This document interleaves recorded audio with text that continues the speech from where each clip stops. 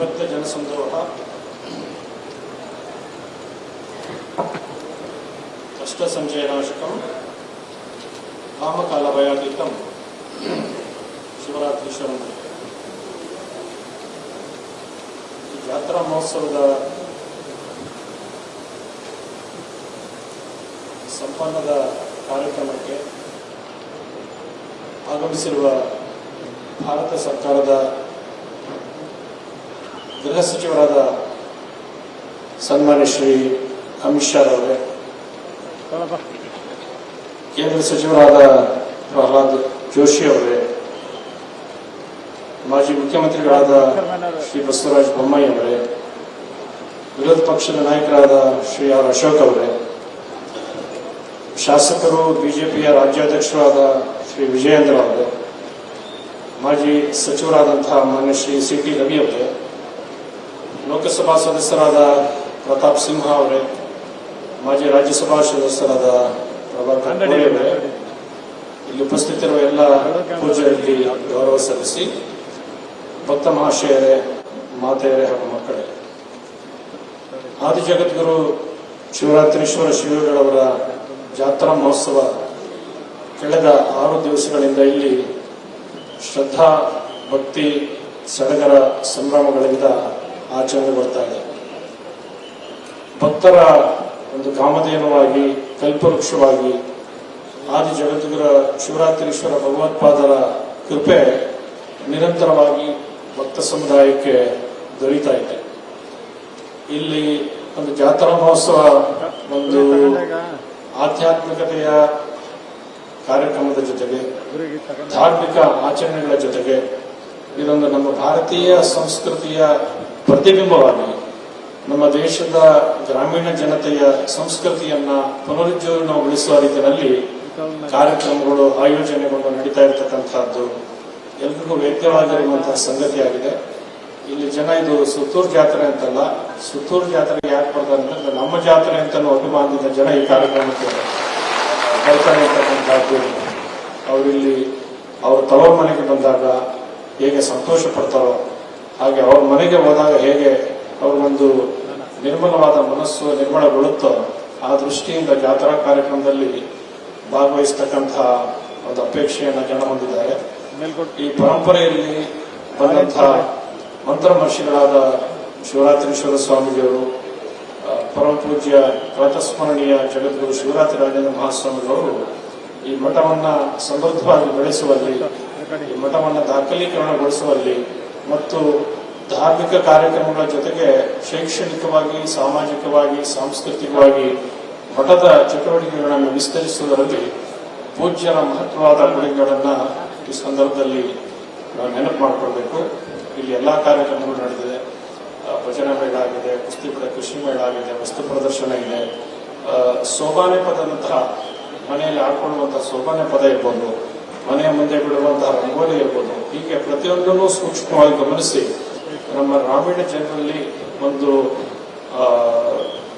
ಧೈರ್ಯವನ್ನ, ವಿಶ್ವಾಸವನ್ನ ತುಂಬಿಸುವಂತ ಕೆಲಸ ಜಾತ್ರಾ ಮಹೋತ್ಸವದ ಸಂದರ್ಭದಲ್ಲಿ ನಡೀತಾ ಇದೆ.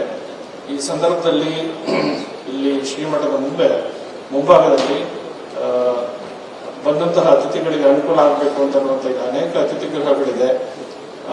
ಮಾನ್ಯ ಶಿವಶಂಕರನವರು ಈಗ ಶಾಸಕರಾಗಿದ್ದಾರೆ, ಸಚಿವರಾಗಿದ್ರು. ಅವರು ಇಲ್ಲಿ ಒಮ್ಮೆ ಬಂದಾಗ ಇಲ್ಲಿ ಯಾತ್ರಾರ್ಥಿಗಳು ಬಹಳ ಜನ ಬರೋದು ನೋಡಿ ಅವ್ರನ್ನ ಸೇವೆ ಮಾಡಲಿಕ್ಕೆ ಅವಕಾಶ ಕಲ್ಪಿಸಿಕೊಡ್ಬೇಕು, ಒಂದು ಅತಿಥಿ ಗೃಹವನ್ನು ಕಟ್ಟಿಸಬೇಕು ಅಂತ ಒಂದು ಅಪೇಕ್ಷೆ ವ್ಯಕ್ತ ಮಾಡಿದ್ರು. ಹಾಗಾಗಿ ಅತಿಥಿ ಗೃಹ ಇವತ್ತು ಅಲ್ಲಿ ನಿರ್ಮಾಣ ಆಗಿದೆ. ಅಲ್ಲಿ ಸುಮಾರು ಒಂದು ಕಾಲದಲ್ಲಿ ಒಂದೇ ಸಮಯದಲ್ಲಿ 700ಕ್ಕೂ ಹೆಚ್ಚು ಜನ ಇರುವಂತ ಅವಕಾಶಗಳಿದೆ. ಆ ಕಟ್ಟಡದ ಉದ್ಘಾಟನೆ ಇದೇ ಜಾತ್ರಾ ಮಹೋತ್ಸವದಲ್ಲಿ ಕಳೆದ ವರ್ಷವೇ ನಡೀಬೇಕಾಗಿದೆ. United honourable minister last year but it not make it. ಆದ್ರೆ ಭಗವಂತನ ಕೃಪೆ ಇದ್ದದ್ದು ಅವರಿಂದನೇ ಅದು ಉದ್ಘಾಟನೆ ಆಗಬೇಕು ಅಂತ ದೇವರ ಸಂಕಲ್ಪ ಇತ್ತು ಅಂತ ಕಾಣುತ್ತೆ. ಅದಕ್ಕೋಸ್ಕರ ಅದೊಂದು ವರ್ಷ ತಡವಾಗಿ ಈಗ ಅದನ್ನು ಅವರೇ ಉದ್ಘಾಟನೆ ಮಾಡಿರ್ತಕ್ಕಂಥದ್ದು ತುಂಬಾ ಸಂತೋಷದ ಸಂಗತಿ. ಮಾನ್ಯ ಅಮಿತ್ ಶಾ ಅವರು ಯಾರಿಗೆ ಗೊತ್ತಿಲ್ಲ ಅಂತಂದ್ರೆ ಯಾರಿಗಾದ್ರು ಹೇಳ್ಬೋದು. ಬಹುಶಃ ಈ ದೇಶದ ಇಂದಿನ ಒಬ್ಬ ಶಕ್ತಿಯುತ ವ್ಯಕ್ತಿ ಯಾರು ಅಂತಂದ್ರೆ ಅಮಿತ್ ಶಾ ಅವರು ಅಂತಂದ್ರೆ ನಮಗೆಲ್ಲ ಗೊತ್ತಿರೋದು. ಅದನ್ನು ವಿಜಯ ಪಟೇಲ್ ಅವರು ಮಾತನಾಡ್ತಾ ಹೇಳಿದ್ರು, ಉಕ್ಕಿನ ಮನುಷ್ಯ ಅಂತ ನಾವೆಲ್ಲ ಗೌರವಿಸುವಂತಹ ಸರ್ದಾರ್ ವಲ್ಲಭಾಯ್ ಪಟೇಲ್ ಇದ್ದಾರ, ಅವರ ಒಂದು ಹಿಂದಿನ ಯುಗಮಾನದ ಮತ್ತೊಬ್ಬ ವಲ್ಲಭಾಯ್ ಪಟೇಲ್ ಯಾರು ಅಂತಂದ್ರೆ ಅಮಿತ್ ಶಾ ಅವರು. ವಲ್ಲಭಾಯ್ ಪಟೇಲ್ ಮಾತ್ರ ಅಲ್ಲ, ಒಂದು ಚಾಣಕ್ಯನ ಒಂದು ಅಪೂರ್ವವಾದಂತಹ ಶಕ್ತಿಯನ್ನು ಕೂಡ ಹೊಂದಿರತಕ್ಕಂಥದ್ದು, ಎರಡು ಒಟ್ಟಿಗೆ ಇರತಕ್ಕಂಥದ್ದು ಬಹಳ ಅಪರೂಪ. ಚಾಣಕ್ಯನೂ ಹೌದು, ವಲ್ಲಭಾಯ್ ಉಕ್ಕಿನ ಮನುಷ್ಯನೂ ಕೂಡ ಹೌದು ಅಂತ ಹೇಳಿ. ಈ ದೇಶದ ಏಕತೆಯ ದೃಷ್ಟಿಯಿಂದ, ಈ ದೇಶದ ಸಮಗ್ರತೆಯ ದೃಷ್ಟಿಯಿಂದ, ಈ ದೇಶದ ಭವ್ಯ ಪರಂಪರೆಯನ್ನ ಶಾಶ್ವತವಾಗಿ ಉಳಿಸುವಂತಹ ದೃಷ್ಟಿಯಿಂದ ಮಾನ್ಯ ಅಮಿತ್ ಶಾ ಅವರು ಗೃಹ ಸಚಿವರಾಗಿ ತೆಗೆದುಕೊಂಡು ಆಚರಣೆಗೆ ತಂದಂತಹ ನಿರ್ಧಾರಗಳು ಬಹುಶಃ ಭಾರತೀಯರು ಇದೆಲ್ಲ ಆಗತ್ತೆ ಅಂತ ಊಹಿಸಲಿಕ್ಕೂ ಸಾಧ್ಯ ಇರುವಂತಹ ಅಪೂರ್ವವಾದಂತಹ ನಿರ್ಧಾರಗಳನ್ನು ತೆಗೆದುಕೊಂಡಂತಹ ಕೀರ್ತಿ ಅಮಿತ್ ಶಾ ಅವರಿಗೆ ಸಲ್ಲುವಂತಹದ್ದು. ಅವರ ಈ ಭರ್ತ ಜೋಶಿ ಅವರು ಹೇಳ್ತಾ ಇದ್ರು, ಅವರಿಗೆ ಉಪನಿಷತ್ತು, ಮಹಾಭಾರತ, ವೇದಗಳು, ರಾಮಾಯಣ, ಮಹಾಭಾರತ ಎಲ್ಲದರ ಬಗ್ಗೆ ಅಧ್ಯಯನ ಮಾಡಿದ್ದಾರೆ. ಈ ಸಂದರ್ಭದಲ್ಲಿ ಅಮಿತ್ ಶಾ ಅವರು ಕಾರಲ್ಲಿ ಬರ್ತಾ ಒಂದು ಮಾತು ಹೇಳಿದ್ರು, ಅವರಿಷ್ಟೆಲ್ಲ ಜ್ಞಾನ ಸಂಪಾದನೆ ಮಾಡಲಿಕ್ಕೆ ಕಾರಣ ಯಾರು ಅಂತಂದ್ರೆ ಮೈಸೂರು ಅರಮನೆಯಲ್ಲಿದ್ದಂತಹ ಒಬ್ಬ ವಿದ್ವಾಂಸರು ಅವರಿಗೆ ಗುರುಗಳಾಗಿದ್ದರು ಅನ್ನೋ ಕಾರಣದಿಂದ ಅಷ್ಟೆಲ್ಲ ಕಲಿಯಕ್ಕೆ ಸಾಧ್ಯ ಇದ್ದಾರೆ. ಮೈಸೂರಿನಲ್ಲಿ ರಾಜತ್ವ ಹೋದಾಗ ಪಂಡಿತರೆಲ್ಲ ಅಲ್ಲಿ ಚದುರೋಗ್ಬೇಕಾಯ್ತು. ಹಾಗೆ ಹೋದಂತ ಒಬ್ಬ ಪಂಡಿತರಲ್ಲಿ ಒಬ್ಬರು ಗುಜರಾತ್ಗೆ ಹೋದ್ರು. ಅವ್ರ ತಾತ ಅವ್ರನ್ನ ಆಶ್ರಯ ಮಾಡಿದ್ರು. ಅವ್ರ ತಾತ ಆಶ್ರಯ ಕೊಟ್ಟರು. ಅವ್ರ ತಾತ ಅವ್ರು ಹೇಳಿದ್ರು, ನೀವು ಅನಾಯಾಸವಾಗಿ ದೇವ್ರು ನಮ್ಗೆ ಕೊಟ್ಟಿದ್ದಾನೆ, ಬಂದಿದ್ದೀರಿ, ನಮ್ಮ ಮಗನಿಗೆ ನೀವೆಲ್ಲ ವಿದ್ಯಾಭ್ಯಾಸ ಮಾಡಿ ಅಂತಂದ್ರು. ಆ ಮೈಸೂರಿನ ಪಂಡಿತರ ಶಿಕ್ಷಣ ಕೊಟ್ಟದಿಂದ ಅಮಿತ್ ಶಾ ಅವರು ಇವತ್ತು ಇಷ್ಟು ಎತ್ತರಕ್ಕೆ ಬೆಳೀಲಿಕ್ಕೆ ಸಾಧ್ಯ ಆಯ್ತು. ಕೇಶವ ಪಂಡಿತ್ ಅಂತ ಅವರ ಹೆಸರು. ಅಂದ್ರೆ ಅಮಿತ್ ಶಾ ಅವರ ಪ್ರಭುತ್ವದ ಹಿಂದೆ ನಮ್ಮ ಮೈಸೂರದ ಕೊಡುಗೆ ಇದೆ ಇರ್ತಕ್ಕಂಥದ್ದು ನಮಗೆಲ್ಲ ಸಂತೋಷವನ್ನ ಕೊಡುವಂತಹ ಸಂಗತಿ. ಇದೆಯೋ ಅಂತೇಳಿ ದೇಶದ ಅಷ್ಟೇ ಎಲ್ಲ ಜಗತ್ತಿನ ಜನ ನಿರೀಕ್ಷೆ ಮಾಡ್ತಿದ್ರು. ಆದರೆ ಅರುಣ್ ಯೋಗಿರಾಜು ನಿಷ್ಠೆಯಿಂದ, ಶ್ರದ್ಧೆಯಿಂದ, ಭಕ್ತಿಯಿಂದ ಅದನ್ನು ಮಾಡೋದ್ರಿಂದ ಅದು ನಾವು ಅಲ್ಲಿ ಅಯೋಧ್ಯೆಗೆ ಹೋಗುತ್ತಾ ಒಂದು ಮಾತು ಕೇಳೋದುಂಟು. ರಾಮ ಮಂದಿರ ಏನು ಅಂತಂದ್ರೆ ದಕ್ಷಿಣ ಭಾರತ, ಉತ್ತರ ಭಾರತದ ಒಂದು ಸಮಗ್ರ ಶಕ್ತಿಯ ಸಂಕೇತವಾಗಿ ಇವತ್ತು ಅಲ್ಲಿ ನಿರ್ಮಾಣ ಆಗಿದೆ. ಅದೃಷ್ಟ ಅರುಣ್ ಯೋಗಿರಾಜ್ಗೆ ಒದಗಿ ಬಂತು. ನಿಮಗೆಲ್ಲ ಗೊತ್ತಿರುವ ಹಾಗೆ ಅರುಣ್ ಯೋಗಿರಾಜು ಕೃಷಿಯಿಂದ 3 ವರ್ಷದಿಂದ ಡಿಗ್ರಿ ತನಕ ನಮ್ಮ ಸಂಸ್ಥೆಯಲ್ಲಿ ಓದಿರೋದು ಸಂತೋಷ ಆಗುತ್ತೆ. Honorable Shri Amit Shah ji, the Union Home Minister, is gracing this occasion as chief guest at the Suttur Jatra Mahotsav. He repeated visits to Suttur and Sutturma reflect the deep appreciation and support for the institution, acknowledging its significant contribution to society.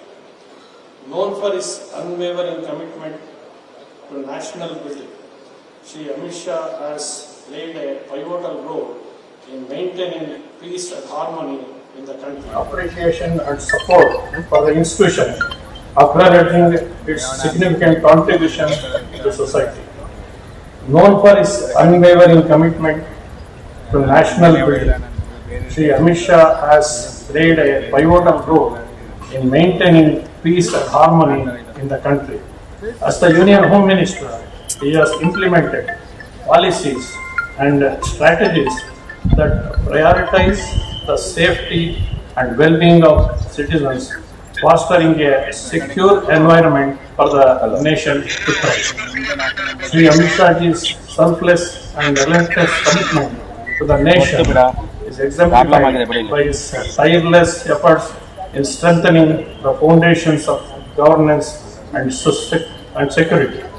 His patronage towards Sutturmat showcases his recognition of the institution's role in promoting education, culture, and spirituality. By participating in events like the Suttur Jatra Mahotsav, Shri Amit Shah reaffirms his dedication to preserving and celebrating the diverse cultural fabric of India. Through his leadership, the Union Home Minister continues to contribute significantly to the progress and unity of the nation, making strides in ensuring a prosperous and harmonious future forward. Shri Amit Shah's leadership continues to inspire confidence and trust, symbolizing an unwavering commitment to the welfare and advancement of the Indian nation. We are sure his patronage to Sri Sutarmach and JSS Mahavidyapita and its institutions will help joining hands in the nation-building efforts.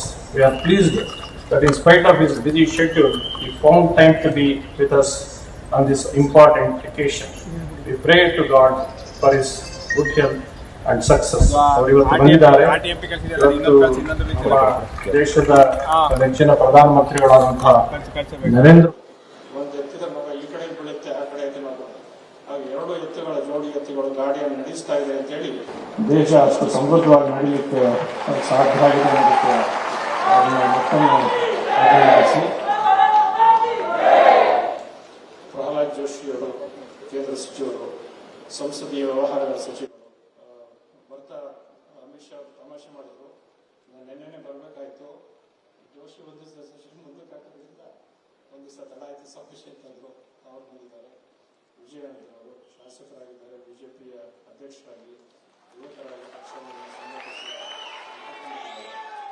CT Ravi ಅವರು ಭಾರತೀಯ ಪಕ್ಷದ ಕಾರ್ಯದರ್ಶಿಗಳಾಗಿ ಮಾಜಿ ಸಚಿವರಾಗಿ ಸೇವೆ ಸಲ್ಲಿಸಿದ್ದಾರೆ.